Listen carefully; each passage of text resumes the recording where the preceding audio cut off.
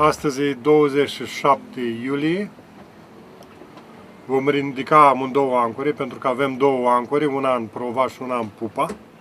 Așa se ancorează în baia asta din Hivaoa. Voi scoate întâi ancora din spate, apoi o scoatem pe cea din față, din Prova. Vom părăsi insula, după cum am spus, și vom merge la o altă insulă, în partea din nord, arhipelagului.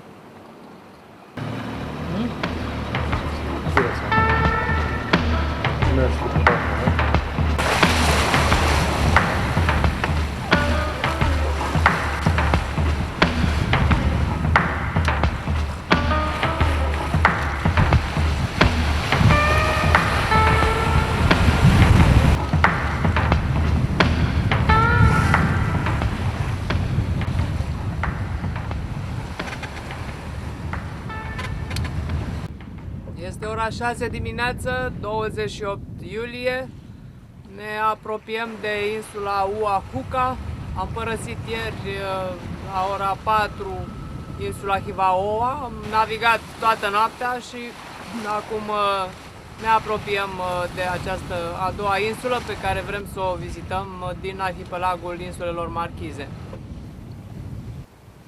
Ancorăm în golful Havei, situat pe partea de sud-vest a insulei Oahuca. Intrarea în golf este mărginită de pereți stâncoși. Merg la mal cu dinghile. Plaja este ușor în pantă. O resacă puternică face dificilă acostarea. Pe plajă se află o casă înconjurată de cocotieri. De multe generații, această casă aparține familiei Lichtle. O parte dintre strămoșii familiei sunt îngropați în apropierea casei, conform tradiției polineziene. Generațiile mai tinere sunt reunite acum la casa strămoșească. Viața polinezienilor este strâns legată de natură. Casa este mai mult un loc de refugiu pe timpul nopții. Majoritatea activităților se desfășoară afară. Sursele de hrană sunt aproape, la îndemână. Peștele din adâncul oceanului, fructele din pomii de lângă casă. Câțiva reprezentanți ai clanului Lichtle se pregătesc să iasă cu barca la pescuit. Dans la mer. Tiens le parisien. Tiens, tiens. Hey, hey, hey. Ouais, c'est là au moins là, il était de clau. Ah, le téléphone.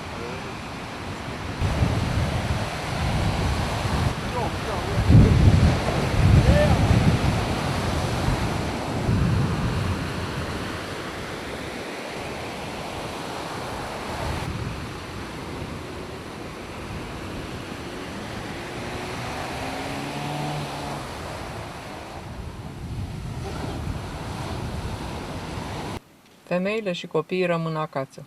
Sunt destule de făcut. Mai întâi adună crengile uscate, le strâng în grămezi și le dau foc. O plăcută îndeletnicire este culesul fructelor. În această zonă tropicală este o abundență de pomi fructiferi. Pe lângă culturile spontane, localnicii se preocupă să planteze diversi pomi fructiferi specifici zonei. Câteodată este suficient să întinzi mâna ca să ai lămâi sau banane la masă. Copiii își petrec timpul cum pot, fie se joacă, fie au grijă de animăluțele de lângă casă. Înainte de ora mesei, mamele au grijă să spele copiii cu furtunul cu apă dulce. Bărbații se întorc victorioși de la pescuit. Cu mic, cu mare, familia îi întâmpină într-un entuziasm general. Toți dau o mână de ajutor la ridicatul bărcii.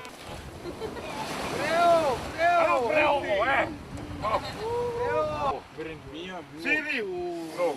Oui, non. Comment? Allez,